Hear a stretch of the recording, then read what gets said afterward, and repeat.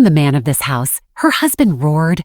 "I am the head of this family. That means all the important decisions are mine to make." Abini tried to argue.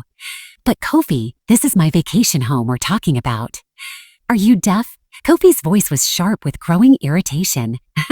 "I'll say it one time for the slow learners. Your place is the kitchen. That's it. I am not discussing this any further. You seriously don't think you need to clear the sale of my own property with me?" Abini looked crestfallen. The small cottage had been her parents' gift, a place she had loved since she was a little girl. "You could have at least asked my opinion, as if your expert opinion would change anything." "Don't make me laugh," her husband said, a sneer twisting his lips. "You honestly think you know more about business than I do." Abini stayed silent. "Exactly," Kofi said, raising his index finger in a condescending manner. "So why waste time on empty chatter? You women are inherently incapable of grasping the fine details of business. And certainly buying and selling transactions are not for you. Remember that once and for all. And don't come at me with this foolishness again. But what if I refuse to sign off on the sale?" "Oh, you'll refuse, will you?" Kofi's eyes held a nasty cold light. "Then you will be signing the death warrant for our family. We will be broke. My expansion plan, the livelihood of our entire future, by the way, is on the line." "Still, I don't understand," Abini said, her voice as soft as possible, hoping to appeal to his better judgment. "If you need money for your business so badly, why don't you sell your workshop space?" "Are you completely out of your mind?" Kofi bellowed at her. "If I sell the garage, I'll be a laughingstock to my friends and partners. No one will want to do business with me. Who ever heard of a man with a nice ride who doesn't have his own space? Besides, you wouldn't get much for it anyway." Abini had only found out about her husband's decision to sell her beloved lakeside spot a few minutes earlier. It hadn't been a question on Kofi's part, but a firm statement. They were selling the cottage, period. Her husband rarely concerned himself with Amy's opinion on anything. At first, she'd even enjoyed it. She had always been timid and indecisive, prone to second-guessing her decisions for ages. When Kofi Oluwadara came into her life, Abini thought she had found a fairy tale. He seemed so strong and confident that she always felt secure next to him. And the interesting thing was that his decisions nearly always seemed to pay off. At least that's what she thought. So what she thought? Kofi knew exactly where they should spend their honeymoon, which job transfer would be best for Abini, to keep her closer to their home in Atlanta, when they should start a family, what their children would be named, and so on. Isabeda. When their twins, Nia and Cairo, finally arrived, Kofi made every single major decision concerning them. Should they get those optional vaccinations? Which magnet school would be best? This control became more and more like a total dictatorship with each passing year, one that didn't allow for the slightest sign of defiance. The situation had begun to resemble a bad stage play. Abini often realized she had completely stopped making any decisions on her own. Whether choosing a new Dutch oven or a child's backpack, she always had to consult her husband. And when it came to purchases, Kofi checked everything down to the last dollar and scolded her if, in his opinion, she spent too much. For example, if she bought a gallon of milk at full price at the corner store instead of getting it on special for $1 less at the grocery store that was a 20-minute drive away. It was possible Kofi had become so short-tempered because his business, a small logistics firm, was struggling. Things seemed to be getting worse for him every day. He himself had become increasingly greedy and intolerant of others' opinions. In the case of the vacation home, her husband simply presented a done deal.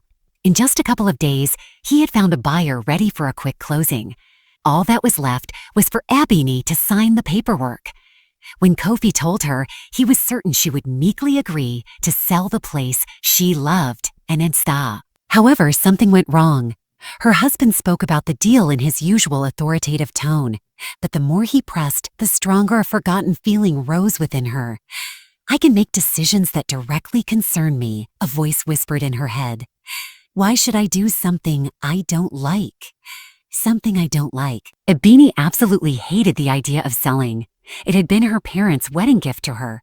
She had loved going there since childhood, which is why they had the deed put in her name. While the house itself was modest, the land was spacious. Stepping outside the gate and walking only about 100 yards opened up a marvelous view of the Chattahoochee National Forest and the river rushing between steep scenic banks. During her school years, she spent almost every summer vacation there. It was her sanctuary. A beanie had passed on her love for the place to her own kids. They adored it too. And now, just to take it and sell it. No way, a beanie suddenly decided surprisingly even to herself. No, she said with a firm resolve. Kofi, listen to me. I will not agree to this deal. What? He shrieked, looking at her with an expression that suggested he didn't recognize her. I'm used to you not considering my feelings, a beanie continued. But how will you look my mother in the eye? She gave that place to me and my children. What kind of cheap drama are you putting on? Kofi grimaced. Kofi grimaced. As a legendary director would say, I don't buy it. Settle down already. I've wasted enough time on this conversation. The buyer is ready to close and is just waiting for your signature, so hurry up. But Abini still refused to give her consent. I'll handle your mother somehow. He waved his hand dismissively. That's not your concern. What if I don't put my signature on it? Abini suddenly asked. Are you going to torture me? Kofi looked at his wife in bewilderment. What is with her? He thought, annoyed. What's gotten into her head? What's gotten into her head? For him, this was an extremely unpleasant surprise. Abini, who had agreed with him on every issue for years, was suddenly showing uncharacteristic stubbornness. The deal he had so painstakingly put together would fall apart, which could lead his business to total collapse. Abini filled the awkward silence. Well, think about it. As cottage is precious to me, a memory of my childhood. It would be the same as if I decided to sell your workshop space or started looking for a buyer for your share of our apartment without your agreement. I don't think you'd like that. Kofi leaned forward, narrowed his eyes, and whispered, I strongly advise you not to even think about doing anything with our condo. You will regret it bitterly. Are you threatening me? Abini asked, trying not to show that she was genuinely afraid. She had never seen her husband this angry. Take it however you want, Kofi answered dryly. Then he added, I've already explained to you that I plan to expand the business. This is a matter of our future, but I need capital. Do you have an idea where to get it? No? Then hush up and let your husband deal with his business in peace. Kofi stood up from the table and started getting ready for work. Abini washed the dishes and went to the bathroom for a quick shower to freshen up. Today she could be a little late for her job at the Fulton County offices. An important delegation was coming in. She needed to look sharp. Head sigh. Abini decided to wash her hair and style it nicely. She was still in the bathroom when she heard a loud thud outside the door. She tried to open it to see what was happening, but she couldn't. The door wouldn't budge, as if something was holding it from the outside. Abini pulled the handle harder, but still nothing. What in the world? Then from beyond the door, she heard her husband's voice. You decided to be stubborn? Well, I'm even more stubborn. And he laughed hideously. Sit in the bathroom for a day and think about your behavior. Kofi, Abini screamed. Open the door. Did you hear me? Did you hear me when I asked you to immediately sign the purchase agreement? No. Well, I don't want to hear you either. That's it. I'm off to work, and you better understand exactly where your place is. Abini heard the front door slam. Apparently, her husband had indeed left for his office. But how could she get out now? Abini kept tugging at the door handle, but it held fast. She sank to the floor and burst into tears. How had she let her life reach a point where she was locked up like a dog in the bathroom? Had she allowed herself to be treated this way all these years? No, this will not happen, Abini told herself resolutely. I will figure something out. She wiped away her tears, put her whole body against the door, and kept turning the handle down. Feeling the door slowly begin to yield, Abini tried again and again to force it open. Finally, she leaned on it with all her weight and gave the handle a mighty pull. A loud crack sounded and the door flew open. Freedom!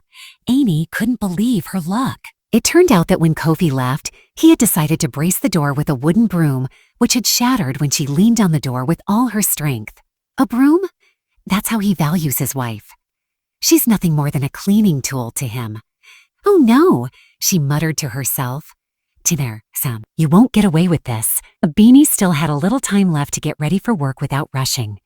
After the stress she'd endured, her hands were trembling a bit and her head was aching. To calm down, she made herself a large mug of hot cocoa. That drink always helped her regain her composure. She sat in the kitchen, cradling the mug with both hands, contemplating her life.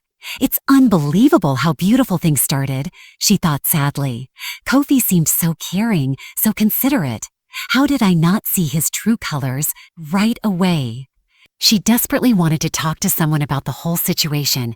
Before she could properly think, her hands instinctively grabbed the phone and dialed her mother's number. "Hello, Mama," Beanie began, her voice trembling slightly. Something unbelievable happened here. Beanie told her mother, Nzinga Ashanti, how her husband was forcing her to sell the family cottage and had resorted to extreme measures to get his way. She knew her mother would absolutely hate the idea. She and Beanie's late father had spent nearly 5 years building the place and landscaping the yard. Besides, Nzinga still considered it hers because she spent every summer there with her grandchildren. Deep down, Beanie hoped her mother would comfort her and take her side. "He locked you in the bathroom, propping the door with a broom," Nzinga repeated in shock after Beanie brought her up to speed. "Yes, that's right," Beanie said, barely holding back tears. "What a low life," her mother exclaimed with feeling. "He's lost his mind with this business obsession. By the way, did he tell you exactly what he'd spend the money on from the sale? He said his entire business is on the line. Kofi wants to bring some new idea to life, but he needs the funding. So you don't even know the specifics." Nzinga was stating this more than asking. And he wouldn't have told me anyway. "Well, what do you want from me?" Beanie asked, her voice showing how deeply the incident had affected her. Sure. "I need advice on what to do about the cottage and what to do in general. I'm panicking. What to do? What to do?" Her mother said calmly. "Run from that husband of yours, and as fast as you can." "Mama, what are you saying? Can I really make such a huge decision that will flip not only my life but our children's lives upside down all because of one argument?" "No, I gave you advice and you got it," Nzinga said firmly. "Understand this finally," she continued in a softer tone. "This isn't just a single argument, as you call it. Kofi has been methodically and purposefully breaking down your personal boundaries all these years. And every time he has one of his outbursts, you call me and ask what you should do. I'm always surprised why you ask for my help when you always end up doing things his way." Beanie was silent. She didn't know how to answer her mother's fair criticism. Nzinga, meanwhile, pressed on. "Fine. If you're ready to keep putting up with him walking all over you, that's your business. But why are you making your kids live in these conditions? Do you think he won't turn his tyranny on them? He will. Once he breaks you, he'll move on to them. He wouldn't dare," Beanie said quietly. "He loves the children and wants the best for them. And that's why he demands absolute obedience." Nzinga asked mockingly, "You remember your grandma's favorite saying? Simple living ain't never been a virtue when foolishness pays the rent." She was absolutely right. In your simple-hearted way, you didn't notice how your husband slowly brought both you and the children under his thumb, and the situation gets worse every single time. Last time, he unilaterally decided you would go to the Smoky Mountains for vacation instead of Jamaica. Today, he's casually making a move to sell the cottage where he hasn't spent more than 1 week a year combined, just because he was offended by my request to pull a few weeds. He's just lazy. Well, not everyone likes working in the yard. Beanie tried to excuse her husband's behavior. Agreed. Nzinga didn't argue. He has every right not to love your getaway spot. But by what right does he decide what to do with it? Whom to sell it to and for how much? Isn't Kofi taking too much on himself? What if tomorrow he suggests you sell your condo and move to, say, Barrow County? Will you agree? Or what if he just wants to sell your share and kick you and the kids out into the street? Will you stay silent then too? Ebony listened to her mother very carefully, not interrupting.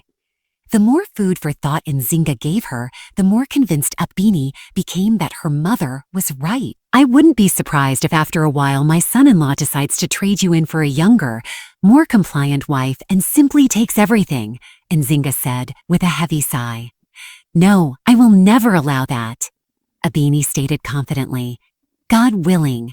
Nzinga sighed heavily. She didn't want to scare her daughter, but she simply had no other choice. Kofi had so completely subjugated Ebony that talk alone wouldn't help anymore. She needed professional help. Do you promise to think about what I've said? Yes, Mama, Ebony said. Yes, Mama, Ebony said. Honestly, some of these things never occurred to me. I need to think everything through. You know what a coward I am. Always second-guessing everything. Now I really have to run to work. Let's talk tonight. Okay, let's continue our conversation tonight. Nzinga agreed. You know what ended. Just know that my opinion of Kofi won't change. Tonight, I'll tell you the exact same thing I'm telling you now. You need to learn to make your own decisions. If you can't do it alone, ask for help. She paused, preferably from a therapist. You think so? Ebony asked, disappointed. And I've never seriously considered therapists. Many of them just drain money from clients for years without really helping. Then we'll find a good one, her mother said, allowing no room for argument. I know a lot of people. I promise to ask around. Are you in? Fine, Mama. I agree, Ebony said. I promise I'll think about it. She hung up and stared motionless at a single spot for a while. After talking to her mother, a mix of strange feelings overwhelmed Ebony. On one hand, she was disappointed by Nzinga's uncompromising stance toward her husband. Maybe her mother just didn't like him and was a little biased. On the other hand, Ebony couldn't help but recognize the truth in her mother's words. She really had let the situation drift and had let Kofi walk all over her for years, and her mother had been telling her to be cautious with her husband for a long time. Apparently, Nzinga's maternal instinct had sensed something from the very start of their relationship. But how could Ebony have listened to the voice of reason when she was wearing rose-colored glasses? Even if some of her husband's actions seemed hurtful, she tried not to dwell on them, comforted herself that things were worse in other families. Kofi might be heavy-handed and overbearing, but he loved her and the kids, and he cared for their well-being. He sometimes acted rough with them, yes, but at least he wasn't cheating on her left and right. Kofi was what you'd call a decent family man. Besides, he rarely drank, and apart from the need to control everything, he had no vices. That's why Ebony had stayed with him for 10 years, thinking she had drawn a winning ticket from fate. How wrong she was. Ebony preferred to drift along meekly, hoping she would eventually float to the island of dreams. But she hadn't noticed she was sinking deeper and deeper into the swamp. Now Ebony finally understood that not only her fate, but also the happiness of her children depended on her actions. She might turn to a therapist once the hardest part was over. For now, it was time for a serious talk with her husband. Kofi came home in a terrible mood. Amy could tell by his tightly pursed lips and the abrupt way he took off his jacket and shoes. He gave his wife only a short glance, which probably meant, you got out anyway. Fine, whatever. A strange thought flashed through Ebony's mind. It would be funny if Kofi scolded her for the broken broom now, as if it weren't his fault that it had splintered. Knowing that her husband couldn't stand being questioned when something was bothering him, Ebony said nothing right away. First, she was expected to feed him after work. Ebony served him dinner and called the children to the table. After they ate and ran off to play in their room, Kofi finally condescended to speak to his wife and asked, "Did you think about your behavior?" "Yes, I did." Ebony nodded in agreement. "Well, what a joy," he started grumbling. "It took a person a whole day to make such a simple decision, and who will say that women aren't slow on the uptake after this?" Kofi tossed out a few more doubtful jokes. It was clear he was very pleased. After all, his wife was completely submitting to him. However, Ebony remained silent. Abini remained silent. Her husband took her silence as total acceptance of his command and began to instruct her. We're going to the notary first thing tomorrow morning. Call your boss and warn them you'll be late. Wouldn't want you to get fired. Where would I find another idiot like you? And he laughed hideously. I have made my decision, Kofi. Abini started resolutely. I believe you should find another way to save your business, one that doesn't involve selling my vacation home. Many business people face problems. It's completely normal. It happens, but they don't solve them at the expense of their relatives or property that doesn't belong to them. They figure out a different hustle. You yourself said your competitors are doing well. I highly doubt they had to sell their wives' property for it. In short, I am not going through with it. The deal is off. What? Kofi shrieked as if a venomous snake had bitten him. What did you just say? You dare to lecture me on running a business? You think you're the smartest person in the room? Then I tell you, go to the flea market, sit in a kiosk, and try to sell even one cell phone. Just one. You don't understand anything. You're used to sitting in your office, shuffling papers from one pile to another. You're as dumb as a rock, and you think you can meddle in a man's affairs. Let me remind you what you told me 10 years ago, Amy retorted. You claimed that no self-respecting businessman would dip into his wife's purse to solve his problems.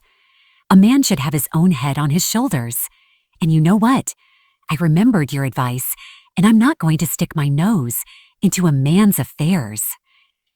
As Kofi listened to Abini's words, his face turned crimson, and a vein was visibly throbbing in his neck. Abini didn't even manage to finish before he sprang up from his chair and roared wildly, throwing the mug he had been holding in his hands. Abini was quick enough to jump aside. The mug hit the wall and shattered into many small fragments. Nia and Cairo, the 8-year-old twins, ran in at the noise. They understood a lot of what was happening in the family. "Don't touch, Mama!" They cried almost simultaneously, rushing to Abini. She hugged them tightly and pressed them to herself. "Oh, you brats! You ill-mannered pups! How dare you talk back to your father? Well, your father! I'll show you!" He forcibly grabbed their arms so they were pulled away from their mother's protection and dragged them toward their room. "I'll show you how to disobey your father right now." The children resisted and cried desperately. Abini ran after them, surprising herself with her sudden strength. She threw herself at Kofi from behind and shouted, "Let go of the children immediately." He unexpectedly loosened his grip. Nia and Cairo broke free and clung to their mother again. Abini grabbed them, hid them in the bathroom, and covered the door with her body. That's when the furious Kofi raised his hand to strike her.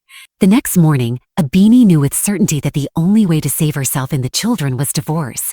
She took Nia and Cairo to school and without wasting a minute, went straight to the Fulton County Superior Court to file her petition.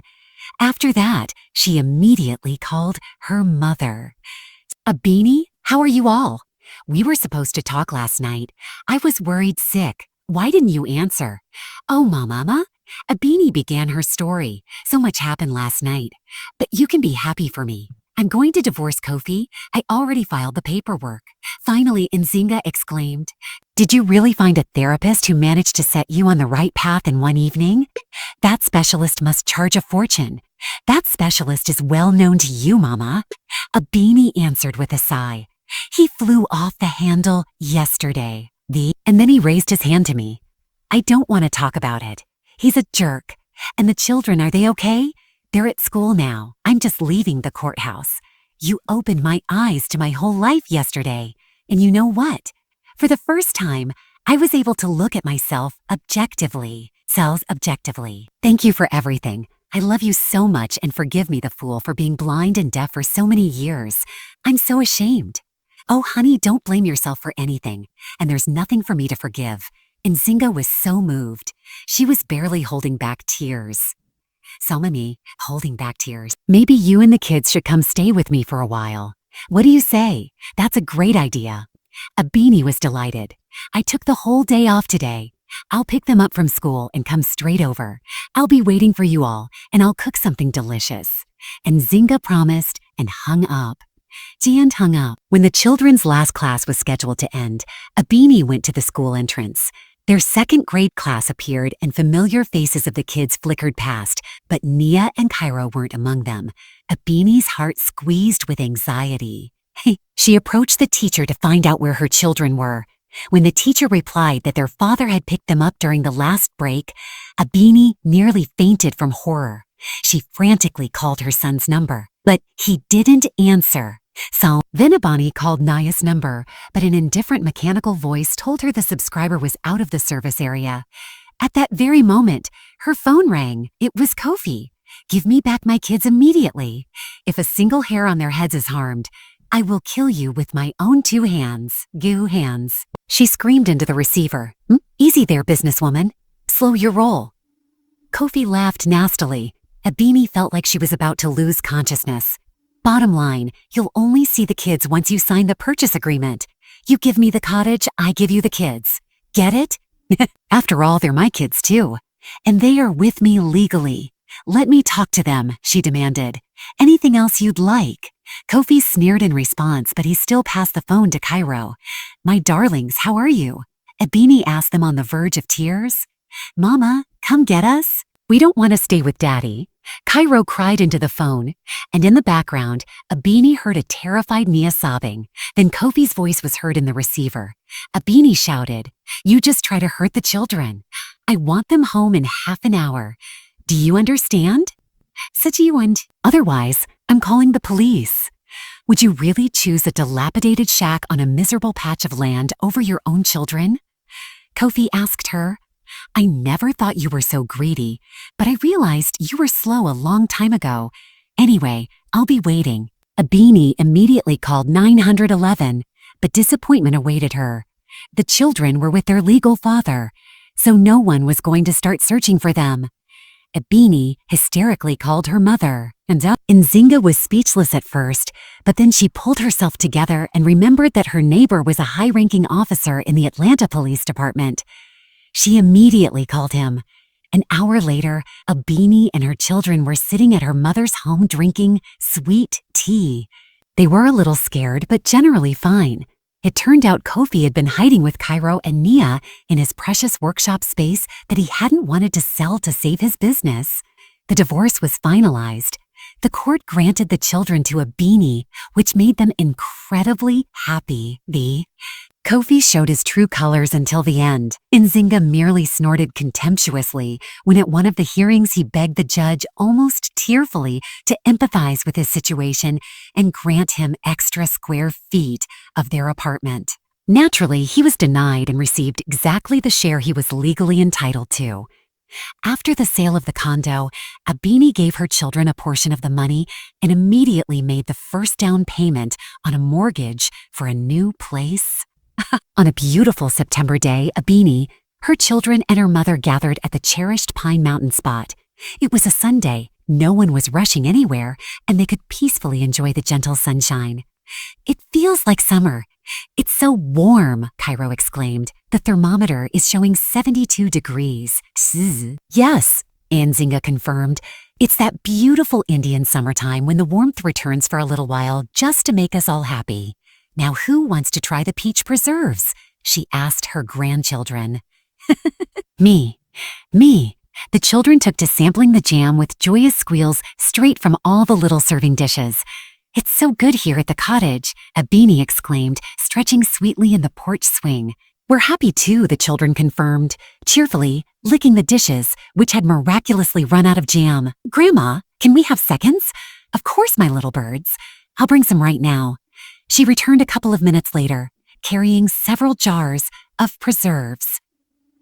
Sometimes you live with a person and you don't realize what's hidden in their heart, Nzinga philosophized, pouring herself another cup of tea. So children, always pay attention. Watch the people around you and only then open your heart to them. Nia and Cairo nodded in agreement. A beanie supported her mother. She had learned from bitter experience that it's not worth shifting the responsibility for your life onto another person. Let everyone make their own decisions. Then you won't have anything to regret. 4 years passed. In that time, Abini never once ran into her ex-husband, which she was only too happy about. Every month he sent only modest checks indicating his business wasn't doing great. But that was his life, and Abini had no desire to delve into his problems. She has since met an interesting gentleman who is ready to propose. But Abini is in no hurry to dive headfirst and start a new family. In that time, she has become much wiser and more self-assured, and so she is simply enjoying life. Abini remains very close to her mother. After everything they went through, they grew to love and appreciate each other even more. Grandma helps raise the grandchildren who adore her and look forward to summer when they can all go together to their favorite cottage, where they are so happy. Did you like the story? And which city are you listening from? Let's meet in the comments. If you like the story, you can support me by sending a super thanks so I can keep bringing more stories like this. Thank you so much for your sweet support. I'm looking forward to your comments on the story. On the screen, you can see 2 new life stories that I highly recommend. There's so much more on my channel. Don't forget to subscribe. See you in the next life story. With love and respect.